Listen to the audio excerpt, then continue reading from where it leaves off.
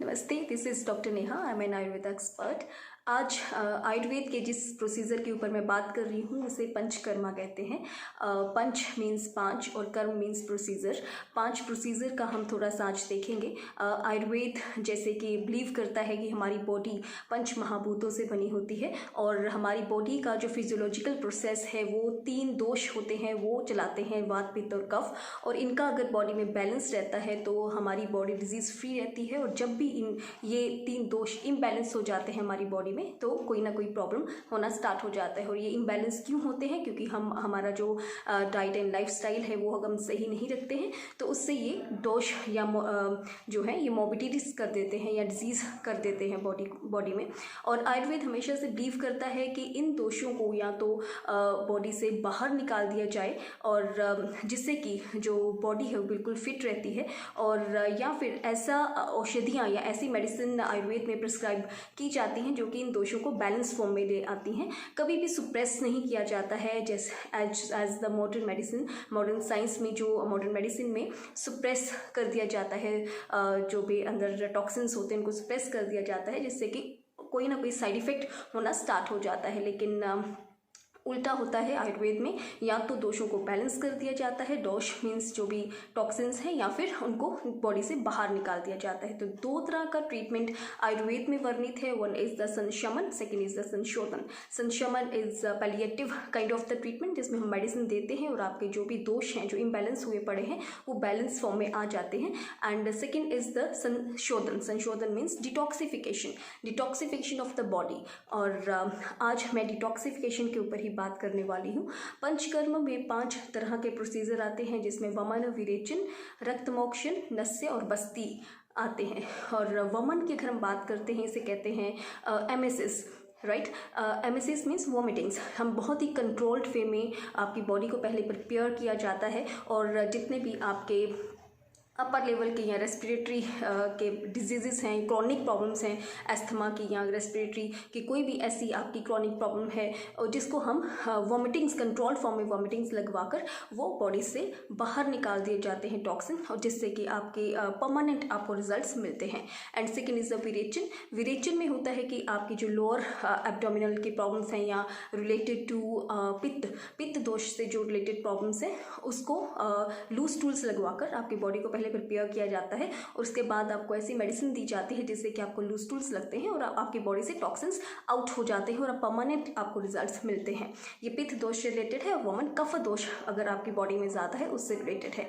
Then is a वस्ती। वस्ती वात की बेस्ट ट्रीटमेंट कही गई है। वातज जितने भी दोष रहते हैं, गायनिकोलॉजिकल प्रॉब्लम्स हैं या फिर आपको मस्कुलरिटी की जो भी प्रॉब्लम रहती है, मस्कुलर आपको पेन्स रहती हैं या फिर आपको बोन से रिलेटेड कोई प्रॉब्लम रहती है, उसमें बस्ती bestest kind of the treatment है।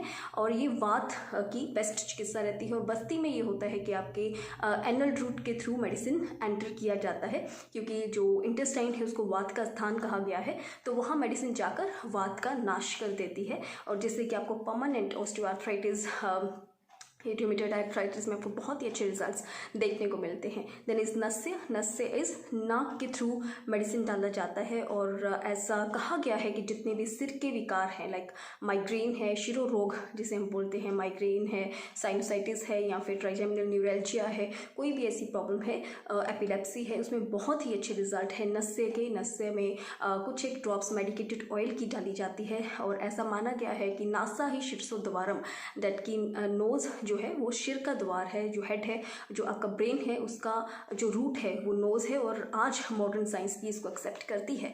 और आयुर्वेदा इज़ नॉट ओनली कि एक ट्रीटमेंट का ही ये पद्धति नहीं है, बल्कि ये एक लाइफ साइंस है। आपको हर एक गाइड करता है, ये आपको जीवन के हर रास्ते पर आयुर्वेद आपको गाइड करता है। तो it is a life science, it is not only the treatment method. And next is रक्त मोक्षण। रक्त मोक्षण मीन्स रक्त मीन्स ब्लड, और ब्लड लेटिंग मीन्स जो भी आपके रक्त में बीमारियां हो जाती हैं, क्रॉनिक इन्फेक्शंस हैं, क्रॉनिक स्किन प्रॉब्लम्स हैं, या पित्त से रिलेटेड डिसऑर्डर्स हैं, हम कुछ हद तक कुछ लिमिटेड अमाउंट में ब्लड वहाँ से निकाल देते हैं। और रक्त मोक्षण लीच थेरेपी के थ्रू भी किया जाता है। लीचेस लगा दी जाती हैं, अगर कोई वुंड हील नहीं हो रहा है तो वहाँ पर लीचेस लगा दी जाती हैं, और उससे भी हम देखते हैं कि बहुत ही अच्छे रिजल्ट्स और मिलते हैं। और कई बार डायबिटिक फुट हो जाता है, जो शुगर से रिलेटेड पेशेंट्स होते हैं, उनमें अगर हम रक्त मोक्षण करते हैं थ्रू लीचेस तो वो बिल्कुल हील हो जाता है। लेकिन मॉडर्न साइंस में हमें वो फुट कट करना पड़ता है, उसको सर्जिकली हमें रिमूव ही कर देना पड़ता है बॉडी से। लेकिन आयुर्वेद के रक्त मोक्षण प्रोसीजर से हम उसे भी बचा सकते हैं। लेकिन आज इन पाँचों में से आज जिसके ऊपर डिटेल्ड में मैं बात करने वाली हूँ वो है विरेचन। विरेचन बहुत ही कॉमनली हम करते हैं और इसे डिटॉक्सिफिकेशन भी बोलते हैं लेमैन लैंग्वेज में। इसमें पित्त दोष से रिलेटेड ये प्रोसीजर होता है। पित्त मीन्स जो हीट या अग्नि से रिलेटेड है। तो स्किन के अगर आपको कोई प्रॉब्लम है, ब्लेमिशेस हैं, या फिर एक्ने है, या फिर आपको हेयर की कोई प्रॉब्लम है, हेयर फॉल हो रहा है, ग्रे हेयर की प्रॉब्लम है, और आपको एसिडिटी, क्रॉनिक एसिडिटी की प्रॉब्लम रह रही है, उसमें भी विरेचन अगर हम करवाते हैं तो हमें परमानेंट रिजल्ट इसके मिलते हैं। इनफर्टिलिटी का इशू है तो इससे भी हार्मोन्स आपके बैलेंस नहीं है, PCOS है, तो उसमें भी अगर हम विरेचन करते हैं तो उससे हमें बहुत ही अच्छे रिजल्ट्स देखने को मिलते हैं। और इसको करते कैसे हैं, इसके भी 3 तरह का इसमें प्रोसीजर आता है।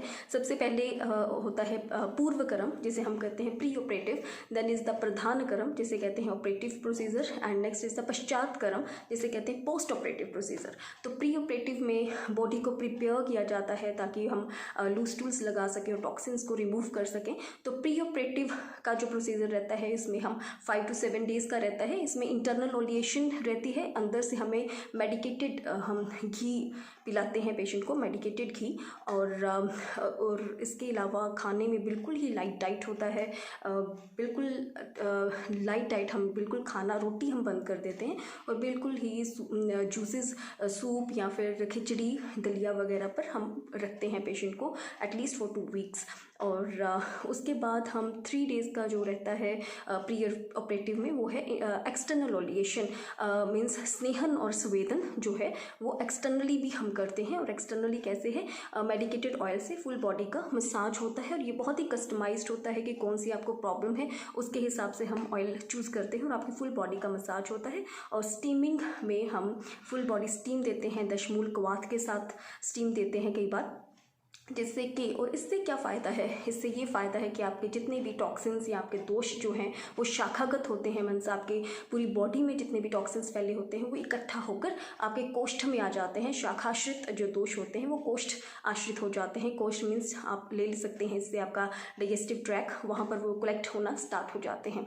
और उसके बाद ऑपरेटिव प्रोसीजर में हम मेडिसिन कुछ ऐसी देते हैं जिससे कि आपको लूज टूल्स लगते हैं, कंट्रोल्ड वे में लगते हैं, 7, 8, 10, 12 या 15 अप टू 20 तक भी आपको स्टूल्स हो सकते हैं। लेकिन इसमें आपको कोई भी वीकनेस नहीं रहता है, आपको बहुत ही अपनी बॉडी लाइट महसूस होती है और आप महसूस करते हैं कि आपकी जो प्रॉब्लम है वो बहुत हद तक कम हो चुकी होती है। और विरेचन का हम जो इस्तेमाल है वो वेट लूज में भी करते हैं।